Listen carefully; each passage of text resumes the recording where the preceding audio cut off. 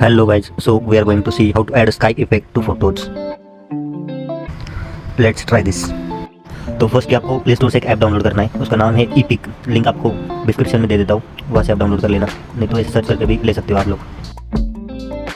So let's open our photo in epic app. Here you will get great options for photo editing. Go to effects, then go to above sky effects. Here you will get multiple sky effects. This one is my favorite one. Multiple edit options also there.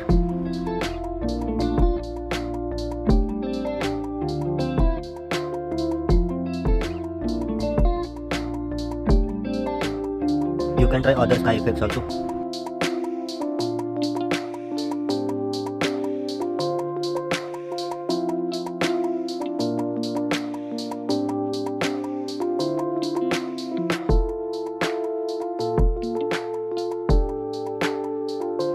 So that's it guys, thanks for watching, subscribe to my channel.